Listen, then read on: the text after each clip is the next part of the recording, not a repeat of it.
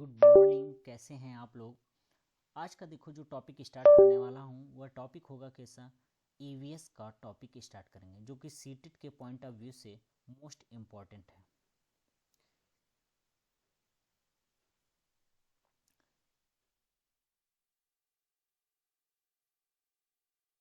First अगर हम बात करें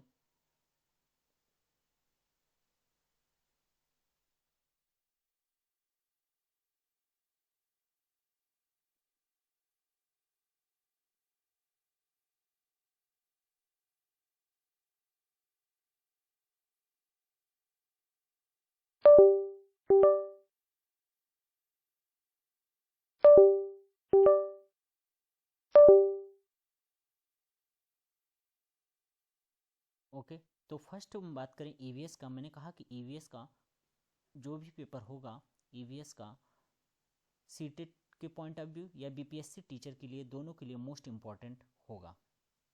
ओके, तो देखो पहला क्वेश्चन है, निम्नलिखित में से कौन से प्राथमिक स्तर पर पर्यावरण अध्ययन में आकलन के लिए उपकरण और तकनीकें हैं। सबसे परियोजना कार्य है, या क्षेत्रफल क्षेत्र भ्रमण है, या कराए कि जनरल लिखना है, या विचार मानचित्रण है। कौन सा इसमें मोस्ट इम्पॉर्टेंट है। तो केवल 2 व 3 सही हैं। देखो केवल 2 व 3 सही हैं, या केवल 4 ऑप्शन सही हैं, या 1 2 3 4 सब सही है। देखो परियोजना कार्य कैसे हमें सिस्टम से किस तरीके से करना है इसका भी ध्यान रखना होता है। क्षेत्र का भ्रमण करेंगे तभी पर्यावरण के बारे में आपको जानकारी होगी, और उसके बारे में हमें कुछ मेन पॉइंट राइट भी करने पड़ते हैं। और विचार का मानचित्रण यह भी आपको जरूरी है, इसलिए सी ऑप्शन सही होगा। नेक्स्ट बात करते हैं क्वेश्चन नंबर 2 की बात करें तो अगर 2 की बात करेंगे तो देखो क्या है क्वेश्चन, मिजोरम में की जाने वाली झूम खेती।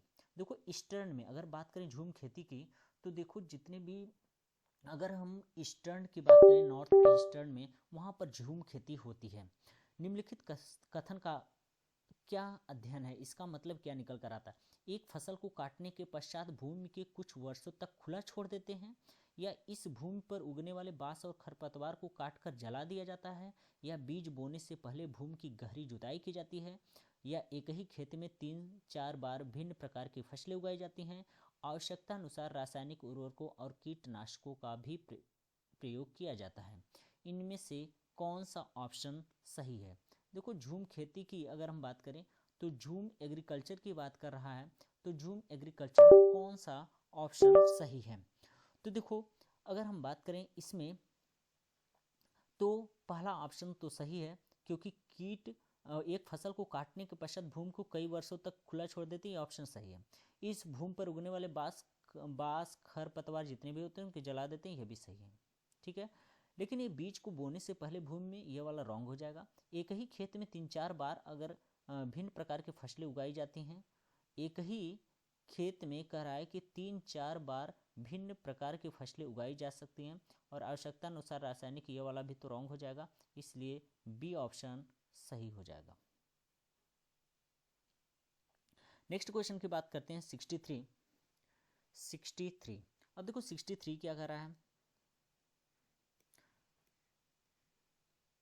63 कह रहा है, क्वेश्चन क्या है, पर्यावरण अध्ययन के शिक्षण से उन प्रक्रिया आधारित कौशलों को बढ़ावा दिया जाना चाहिए जो पूछताछ आधारित प्रत्यक्ष अनुभवों के केंद्र बिंदु हैं। निम्नलिखित में कौन सा एक ऐसा कौशल नहीं है।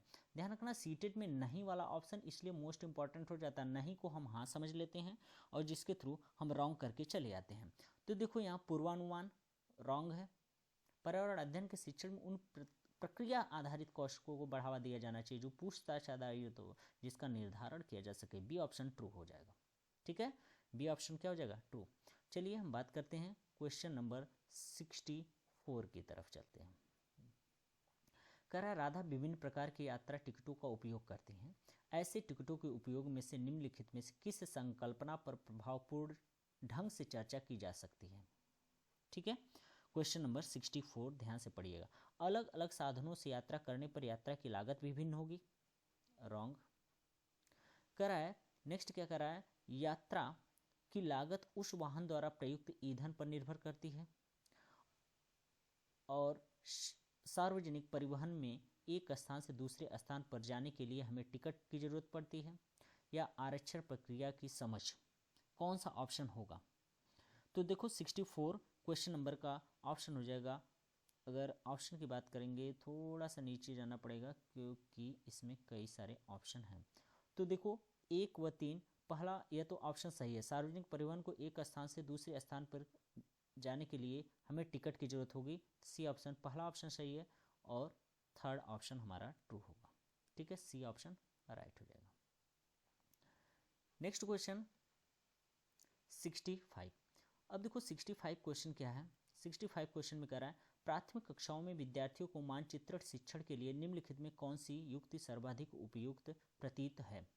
अध्यापक द्वारा श्यामपट्ट पर मानचित्र बनाना तथा शिक्षार्थियों को विभिन्न स्थानों की स्थिति बताने को कहना, शिक्षार्थियों को निर्देश देना कि वे घर से भारत का मानचित्र लेकर आएं, और शिक्षार्थियों को एटलस दिखाना और विभिन्न स्थानों पर स्थिति बताने के लिए कहना, या शिक्षार्थियों की सहायता करना वे अपने ही संकेतों का उपयोग करते हुए अपने निकटतम परिवेश का मानचित्र बनाएं तथा वस्तुओं की सापेक्ष स्थिति और दिशा पर ध्यान केंद्रित करें।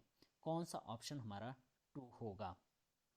ठीक है, तो 65 का डी ऑप्शन ट्रू होगा, क्योंकि शिक्षार्थियों की सहायता करना कि वे अपने ही संकेतों का उपयोग करते हुए अपने निकटतम परिवेश का मानचित्र, क्योंकि छोटे बच्चे रहते हैं, इन्हें जो देखेंगे वह उनके दिमाग में, क्योंकि इमेज या प्रतिबिंब कह सकते हैं, उनके दिमाग में ज़्यादा देर तक बनेगी। और दूसरी बात, वह अपने ही एक्टिविटी, क्योंकि देखो यहाँ क्या है कि बच्चों को करके सीखने पर हमें ज़्यादा फोकस करना, किस पे? करके सीखने पर हमें ज़्यादा फोकस करना है। इसलिए डी ऑप्शन हमारा क्या हो जाएगा? राइट हो जाएगा। डी ऑप्शन क्या हो जाएगा? राइट हो जाएगा।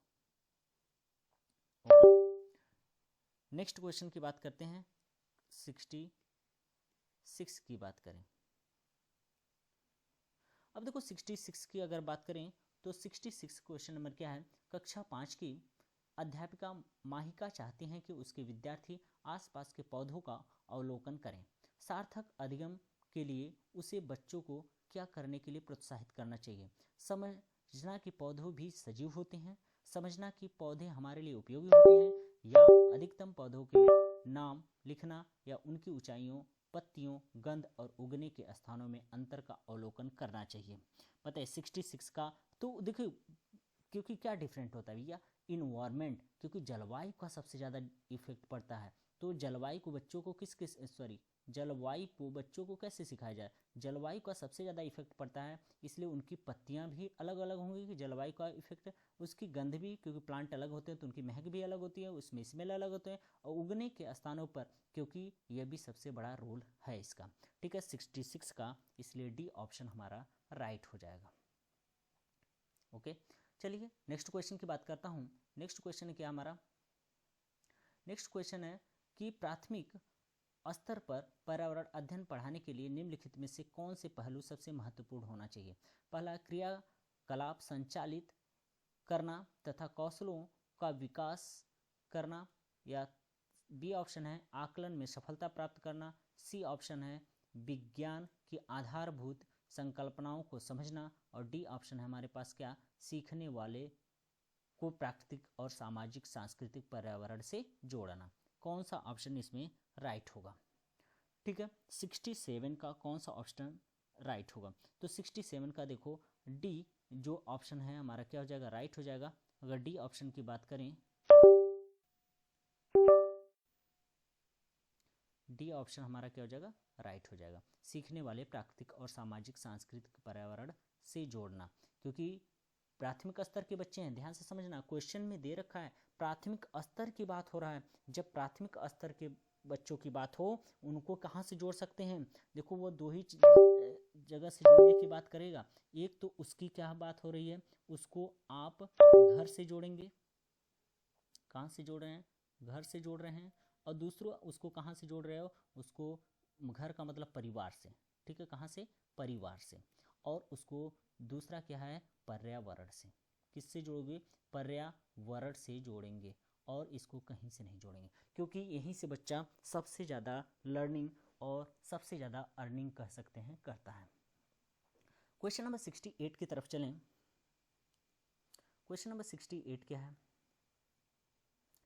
68 क्वेश्चन नंबर कर रहा है, प्राथमिक स्तर पर मानचित्रांकन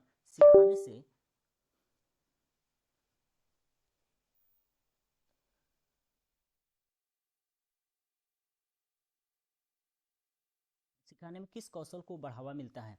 साफ सुथरा रेखांकन की बात कर रहा है, गणनाएं और अनुमान की बात, माप के अनुसार चित्रण करना, या सापेक्ष स्थिति दिशा बोध की जानकारी का। ठीक है, प्राथमिक स्तर हेतु क्या करना चाहिए? तो देखो 68 ऑप्शन का क्या है? डी ऑप्शन हो जाएगा, सापेक्ष स्थिति और दिशा बोध की जानकारी देना, जिससे बच्चा पॉजिटिव डायरेक्शन में ग्रोथ करे। ओके, 69 में आते हैं। पेट्रोल का मूल्य दिया है, अध्ययन करके बताना। पेट्रोल का मूल्य जून में 2007 में यह था और दिसंबर 2014 में यह हो गया। डीजल का मूल्य लीटर रुपए इतना था और 2014 में यह हो गया। उपर्युक्त तालिका का अध्ययन करने के बाद कक्षा 5 के विद्यार्थी ने अपने नोटबुक में यह लिखा, पेट्रोल डीजल की अपेक्षा अधिक महंगा है। देखो यहाँ से पेट्रोल है ऊपर और नीचे डीजल है, और डीजल की अपेक्षा पेट्रोल क्या महंगा है? पेट्रोल की अपेक्षा डीजल के मूल्य में वृद्धि का प्रतिशत अधिक है, या डीजल सस्ता है इसलिए सार्वजनिक परिवहन इस पर चलता है, और डीजल पेट्रोल से सस्ता है, लोगों को डीजल वाली गाड़ियाँ खरीदनी चाहिए। अब देखो इसमें से कौन सा ऑप्शन ट्रू होगा, इस पर बात करने वाले हैं। तो कह रहा है कि 2 और 3 कौन से निष्कर्ष यहाँ से सही होंगे? तो देखो अगर हम इसकी बात करें तो यह हो जाएगा क्या? बी ऑप्शन इसका सही होगा, क्योंकि 3 और 4, 3 क्या है? डीजल सस्ता है इसलिए सार्वजनिक परिवहन इस पर चलता है, वो यही सोच रहा है। और चौथा निष्कर्ष यह निकल कर आता है कि डीजल पेट्रोल से सस्ता है, लोगों को डीजल वाली गाड़ियाँ ही खरीदनी चाहिए।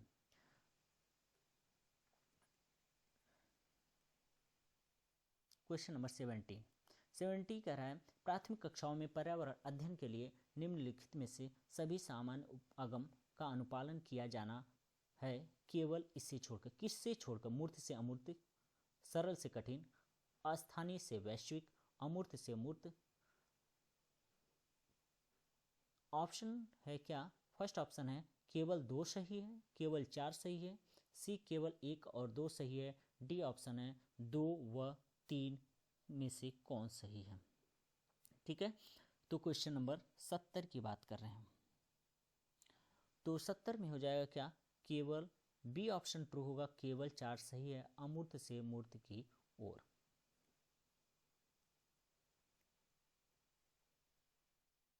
सेवेंटी वन क्या है? राष्ट्रीय पाठ्यचर्या रूपरेखा 2005 ने कक्षा 1 और 2 के लिए पर्यावरण अध्ययन के किसी पाठ्यक्रम या पाठ्यपुस्तकों की स्तुति नहीं की है। इसके लिए सबसे उपयुक्त कारण क्या है? पाठ्यक्रम का भार कम करने के लिए, पर्यावरण का अध्ययन केवल कक्षा 3 से आगे की कक्षाओं के लिए, या कक्षा 1 और 2 में शिक्षार्थी पढ़ना लिखना नहीं जानते, संदर्भ युक्त अधिगम परिवेश प्रदान करना। 71 का कौन सा होगा? देखो संदर्भ युक्त अधिगम परिवेश प्रदान करना, पहले तो यह तो कर लें, इसके बाद वह क्या करेगा? खुद बच्चा सीख लेगा। ठीक है, 72 की बात करें तो एक अध्यापक को कक्षा 4 के विद्यार्थियों को हमारे देश के भोजन की सांस्कृतिक विविधताएं पढ़ानी है। इस विषय को पढ़ाने के लिए सर्वोत्तम विधि, सबसे उत्तम विधि निम्नलिखित में से क्या है? विभिन्न प्रकार के खाने की चीज़ों के चित्रों वाले फ्लैश कार्ड दिखाएं। अपने देश के विभिन्न राज्यों के विभिन्न लोगों द्वारा खाए जाने वाले विविध भोजन के बारे में विद्यार्थियों को एक प्रोजेक्ट परियोजनाएं दें। ठीक है, तो यही सबसे मस्त ऑप्शन है, क्योंकि उसको यह जानकारी होगी कि हर स्टेट का फूड कौन सा होता है। ध्यान से समझना, उसको यह जानकारी होगी हर स्टेट का फूड कौन सा होता है, और उसके बारे में उसे ज़्यादा इंटरेस्ट आएगा। यदि हम नेक्स्ट क्वेश्चन है 73 क्वेश्चन नंबर, यदि हम पक्षियों का अवलोकन करते हैं तो हम यह पाते हैं कि अधिकांश पक्षी अपनी गर्दन अत्यधिक हिलाते हैं। इसका कारण है कि अधिकांश पक्षियों के नेत्र स्थिर होते हैं और घूम नहीं सकते, इनके कान ढके होते हैं और वे उड़ सकते हैं। पक्षियों के 2 नेत्र या आँख होते हैं, इनके नेत्र 2 भिन्न भिन्न वस्तुओं में एक ही समय पर फोकस कर सकते हैं। 73 का कौन सा ऑप्शन होगा? तो देखो 73 अधिकांश पक्षियों के नेत्र क्या होते हैं, स्थित होते हैं, वो घूम नहीं सकते, तो इसलिए फर्स्ट ऑप्शन ट्रू हो जाएगा। 74 की तरफ आगे बढ़ते हैं।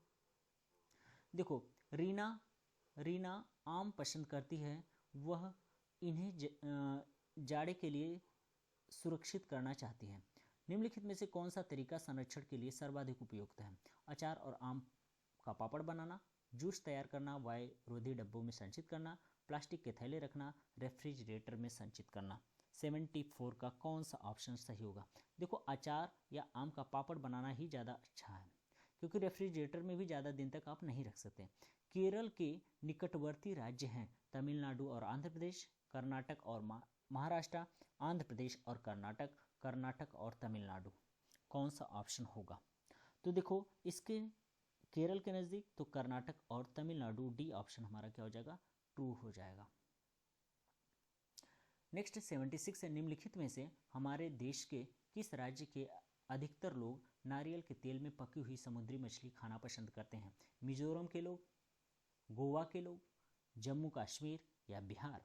76 का कौन सा ऑप्शन होगा? तो ध्यान रखना ये गोवा के लोग होंगे।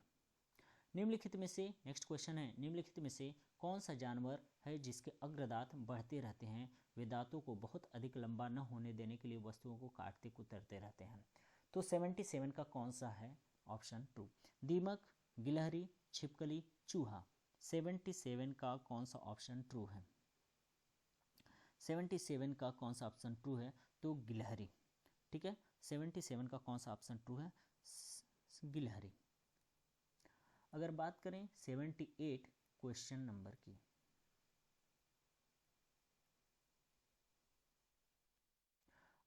कोई किसान उर्वरकों और कीटनाशकों का अधिक उपयोग करके अपने खेतों में बार बार धान की फसल उगा रहा है। ऐसा करने पर उसके खेतों की मृदा क्या हो, केवल धान की फसलों के लिए ही उपयोगी रहेगी, जुताई के लिए उपयुक्त बन जाएंगी, बंजर हो जाएंगी, अन्य फसलों के लिए भी उपजाऊ बन जाएंगी। 78 का कौन सा ऑप्शन ट्रू है? दिया अगर बार बार आप कीटनाशक का उपयोग करते हैं, ठीक है, उर्वरकों का उपयोग करते हैं, तो एक दिन भूमि क्या होगी? बंजर हो जाएगी। क्या हो जाएगी? बंजर हो जाएगी। नेक्स्ट क्वेश्चन की बात करते हैं 79। 79 है, रेगिस्तानी ओक के बारे में निम्नलिखित कथनों का अध्ययन कीजिए। रेगिस्तानी ओक एक वृक्ष है जिसकी ऊंचाई हमारी कक्षा के कमरे के लगभग बराबर अर्थात 4 मीटर होती है। इस वृक्ष की जड़ें नीचे वृक्ष की ऊंचाइयों की लगभग 30 गुनी गहराई तक जमीन के भीतर जाती हैं जब तक कि वो पानी तक न पहुँचे। इस वृक्ष के तने में पानी एकत्रित होता है। यह वृक्ष अबू धाबी में पाया जाता है। अब देखो रेगिस्तानी ओक की बात कर रहा है, इसमें से पूछ रहा है कौन से ऑप्शन 1, 2, 4 सही हैं, 2, 3, 4 सही हैं, केवल 1 और 2 सही हैं, 1, 2, 3 सही हैं। ठीक है, 79 का क्या आंसर होगा? तो ध्यान रखना इसमें 1, 2, 3 सही हैं। ठीक है, 1, 2, 3, क्योंकि तने में पानी ये अबू धाबी में नहीं पाया जाता। रेगिस्तानी ओक वृक्ष है जिसकी ऊंचाइयाँ और जब तक यह पानी के अंदर तक पास में नहीं पहुंच जाती तब तक इसकी जड़ें वहाँ जाती रहती हैं। कोई व्यक्ति 2/1/2015 को मडगांव से नागरकोइल जाने के लिए रेलगाड़ी में बैठा। रेलगाड़ी 7:45 बजे मडगांव में चली और अगले दिन 3 तारीख 1 मंथ 2015 को कराया 4:45 पर नागरकोइल पहुंची। यदि दोनों स्टेशनों के बीच की दूरी 1140 किलोमीटर है तो रेलगाड़ी की औसत चाल क्या होगी? औसत चाल बराबर क्या होगी? चाल बराबर दूरी बटा समय, तो कुल दूरी बटा कुल समय। ठीक है, तो 80 का कौन सा ऑप्शन सही होगा? क्वेश्चन नंबर 80 का कौन सा ऑप्शन सही होगा? तो 80 का ए ऑप्शन सही होगा। अगर नई दिल्ली में रहने वाला कोई व्यक्ति पहले भोपाल और फिर रांची का भ्रमण करना चाहता है, उसकी यात्रा की दिशा पहले क्या होगी? 81, क्वेश्चन नंबर 81। 81 का होगा क्या? सी ऑप्शन, पहले वो दक्षिण दिशा में और फिर पूर्व दिशा में की ओर चलेगा। ठीक है, पहले वो कहाँ चलेगा? क्योंकि मध्य प्रदेश से चल रहा है तो पहले वो चलेगा क्या? दक्षिण दिशा में, फिर पूर्व दिशा की ओर चलेगा। सी ऑप्शन ट्रू हो जाएंगे। ओके, तो नेक्स्ट क्वेश्चन की बात करते हैं। करा नीचे दिए गए सभी जानवरों में निम्नलिखित में से कौन सी विशेषता पाई जाती है? छिपकली, गौरैया, कछुआ, सांप। वे अंडे देते हैं, वे जहरीले होते हैं। इसमें कॉमन बताना, वे भूमि और जल दोनों में रह सकते हैं, उनके शरीर में शल्क से ढके होते हैं। ठीक है। 82 क्वेश्चन नंबर 82 का कौन वे अंडे देते हैं, सारे इसमें अंडे देने वाले ही हैं। क्वेश्चन नंबर 83 में कह रहा है प्राथमिक स्तर पर पर्यावरण अध्ययन के शिक्षण में कहानियों और कविताओं का प्रभावी ढंग से उपयोग किया जा सकता है। पर्यावरण अध्ययन में इनके उपयोग का मुख्य उद्देश्य क्या है? कक्षा की विविधता की पूर्ति, सीखने के लिए संदर्भ वातावरण प्रदान करना, पाठों को आनंददायक बनाना और भाषिक कौशलों को बढ़ावा देना। 83 का कौन सा ऑप्शन ट्रू होगा? तो 83 का बी, सीखने के लिए संदर्भगत वातावरण प्रदान करना, बी ऑप्शन ट्रू हो जाएगा। क्वेश्चन नंबर 84 की तरफ बढ़ते हैं। कह रहा है एक प्राथमिक स्तर पर अध्यापिका जलाभाव के विषय में अपने कक्षा 4 के बच्चों को प्रभावपूर्ण तरीके से किस प्रकार आंकेगी? पहला, बच्चों को जल संरक्षण पर नारे लिखने के लिए कहकर। दूसरा, उपर्युक्त विषय पर एक लिखित परीक्षा का आयोजन करके। और तीसरा, यह पता करके कि उन्होंने अपने दैनिक जीवन में जल की बचत कैसे प्रारंभ की। और डी, जल संरक्षण में पोस्टर बनाने की गतिविधियों का आयोजन करके। तो 84 का कौन सा ऑप्शन ट्रू होगा? यह पता करें कि उन्हें अपने दैनिक जीवन में जल की बचत कैसे करनी चाहिए, इसलिए 84 का हो जाएगा C option true. Next question है, कह रहा है कि आपके प्रधानाचार्य ने आपको कहा कि कक्षा 5 के विद्यार्थियों को शैक्षिक अवलोकन यात्रा के लिए फिर से ले जाएं। इस अवलोकन यात्रा को सार्थक बनाने के लिए आप अपनी योजना में क्या सम्मिलित करेंगे? फर्स्ट है, क्रियाकलापों की एक अस्त्रीकृत शिफ्ट उस स्थान के बारे में तैयार करना और प्रामाणिक तथा सार्थक अध्ययन के लिए उसे विद्यार्थियों के साथ यात्रा से पूर्व साझा करना। फिर कह रहा है जहाँ जाना हो उसके बारे में जानकारी प्राप्त करने और पढ़ने के लिए विद्यार्थियों को कहना। आनंद के लिए पर्याप्त भोजन और खेलों को साथ ले जाना। और नेक्स्ट है, यह सुनिश्चित करना कि विद्यार्थियों को अनुशासित रहें और उस स्थान का शांतिपूर्वक अवलोकन करें। 85 का कौन सा होगा? तो पहला ऑप्शन ट्रू हो जाएगा। क्रियाकलापों की एक अस्त्रीकृत सीट पर उस स्थान के बारे में तैयार करना और प्रमाणिक तथा सार्थक अध्ययन के लिए उसे विद्यार्थियों के साथ यात्रा से पूर्व साझा करना। ठीक है, क्योंकि कहीं अगर आप करने जा रहे हैं, घूमने जा रहे हैं, तो उसके बारे में आपको पहले ही ऑथेंटिक जानकारी, सही जानकारी आपको प्राप्त होनी चाहिए। ठीक है, प्राथमिक स्तर पर पर्यावरण अध्ययन के आकलन में निम्नलिखित में से कौन सा एक संकेत तक उपर्युक्त नहीं है? देखो नहीं ऑप्शन आ गया, कौन सा इसमें से नहीं है? तो स्मरण रखना, प्रश्न पूछना, न्याय और समानता के प्रति चिंता और सहयोग की बात। 86 का हो जाएगा क्या? स्मरण रखना, पर्यावरण अध्ययन के बारे में स्मरण रखना। अगर वीडियो आपको पसंद आ रही है तो आप लाइक एंड शेयर जरूर करें। ठीक है, लाइक एंड शेयर फटाफट करें। ओके, नेक्स्ट क्वेश्चन 87, इस पौधे में पत्तियां हैं जिन्हें सब्जी की तरह प्रयोग में लाया जाता है। इसके बीजों में से तेल प्राप्त किया जाता है। यह पौधा कौन सा है? पालक है, बंद गोभी है, नारियल है, सरसों है। ठीक है, पत्तियां हैं जिन्हें सब्जी की तरह भी प्रयोग किया जाता है। तो 87 में किसकी सब्जी? तो सरसों एक ऐसा ऑप्शन है। तो 87 का क्या हो जाएगा? डी ऑप्शन ट्रू हो जाएगा। 87 का D option true. Okay, next question चलते हैं 88 में। अब देखो 88 कर रहा है कांसा। ठीक है, कांसा अर्थात ब्रॉन्ज निम्नलिखित में से कथनों का अध्ययन कीजिए। यह एल्युमिनियम, आयरन और कॉपर जैसा ही एक तत्व। इसे भट्टी में कॉपर और टीन को पिघलाकर बनाया जाता है। आदिवासी लोग ब्रॉन्ज का उपयोग हजारों वर्षों से कर रहे हैं। ब्रॉन्ज की बनी वस्तुएं एल्युमिनियम की बनी वस्तुओं की तुलना में हल्की परंतु कहीं अधिक मजबूत और टिकाऊ होती है। इसमें से कौन सा कथन सही है? 88 का देखो बी ऑप्शन सही है, 2 और 3 दोनों ऑप्शन सही हैं। तो इसे भट्टी में कॉपर और टीन, ठीक है, कॉपर और टीन डाला जाता है। तो और इसमें कॉपर और टीन के साथ और कह रहा है आदिवासी लोग ब्रॉन्ज का उपयोग हजारों वर्षों से कर रहे हैं। ठीक है, नेक्स्ट क्वेश्चन की बात करें,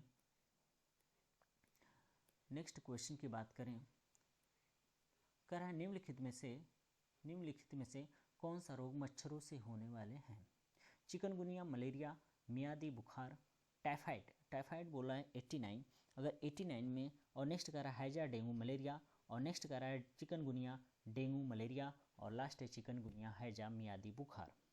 ठीक है, तो कौन सा ऑप्शन होगा? तो ध्यान रखना, चिकनगुनिया भी उसी से, डेंगू भी उसी से, मलेरिया भी उसी से, मियादी बुखार नहीं उससे होता है, इसलिए सी ऑप्शन ट्रू हो जाएगा। नेक्स्ट अगर लास्ट क्वेश्चन है 90। अब देखो 90 क्वेश्चन की अगर बात करें तो 90 क्वेश्चन क्या है,